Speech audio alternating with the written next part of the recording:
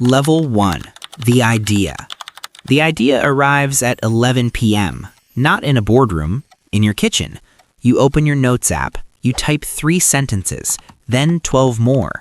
You don't sleep, but not because you're afraid, because the idea is still talking. You've read the founding stories. Airbnb rejected by 7 investors, Bezos writing the business plan in a moving car, Zuckerberg starting in a dorm room worth nothing.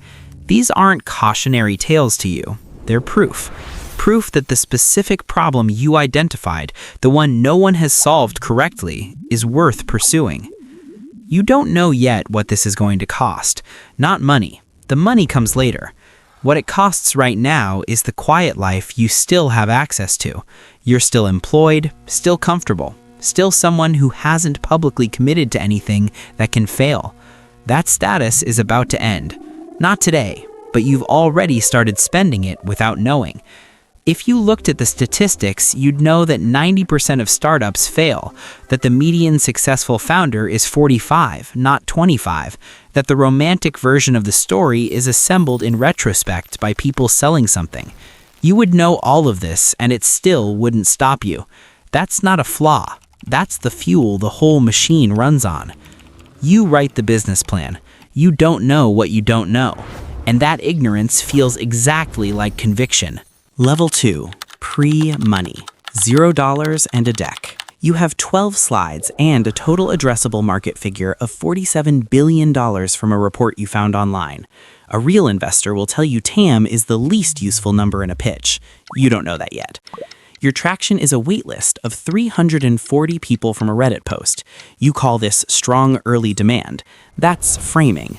Framing is the first skill you learn at this level that has nothing to do with building a product. You apply to Y Combinator. The acceptance rate is under 2%. 40,000 applications, 200 spots. You don't get in.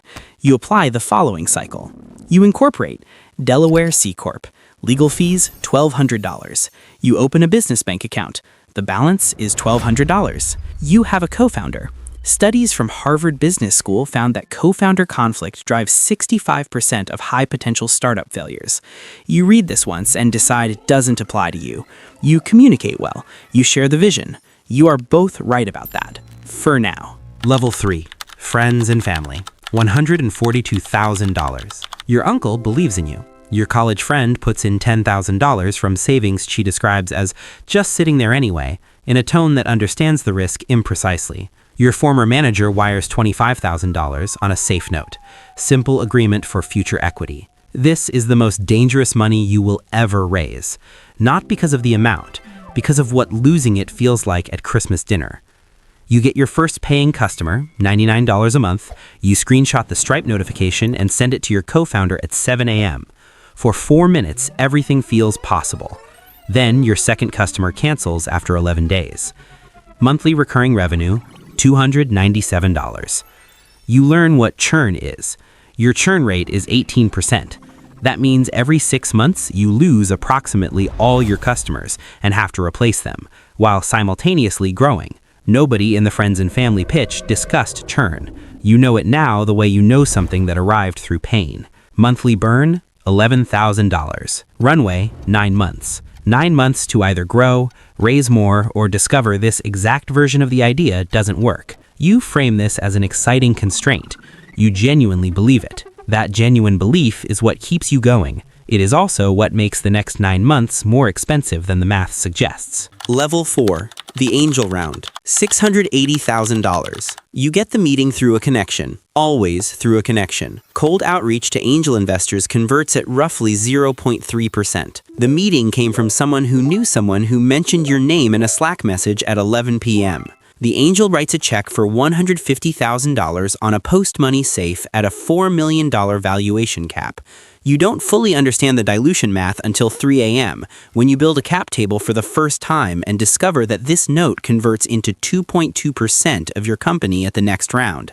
2% for $150,000. You run the math 3 times. You get the same answer. You accept it because the alternative is a conversation with your uncle. Total legal fees on the round, $11,200. You raise $680,000 from 4 angels. Your team is 4 people. Your job titles describe the work each of you does least. MRR, $8,700. Burn, $31,000 a month. You are spending nearly 4 times what you're earning. You have 4 months before the fundraising window closes. You frame this as urgency.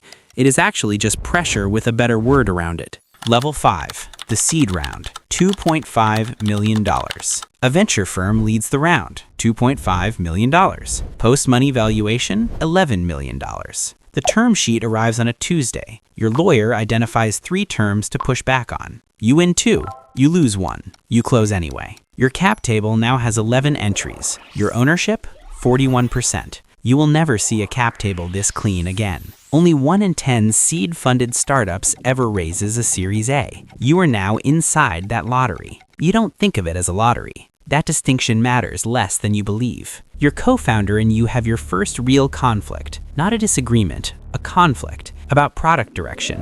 About what the company fundamentally is. A question that looks answered in the deck, but isn't. You resolve it. You both know the resolution is partial. You move forward because the alternative is a conversation neither of you is ready for in month 18. Level 6, Series A, $15 million. The lead investor manages $2.1 billion. They have 3 unicorns in the portfolio. Your round is $15 million at a $42 million pre-money valuation. Your ownership after close, 26%. You have 27 employees. You know some by name and some only from Slack handles. You hold a town hall. You explain the vision. You mean everything you say. You also know that between this town hall and the next, you will make 3 decisions that contradict each other in ways you cannot fully explain in a public forum. 1 quarter, the numbers miss. Net revenue retention drops from 118% to 94%. The lead investor calls on a Thursday evening. The call is 22 minutes. He says the word concerned twice. You sit in your car in the parking garage for 11 minutes. Then you go back upstairs and run the analysis until you find the cause. The cause is a product decision from month 4. You fix it in 8 weeks. NRR climbs back to 109%. You understand now what the money is actually for.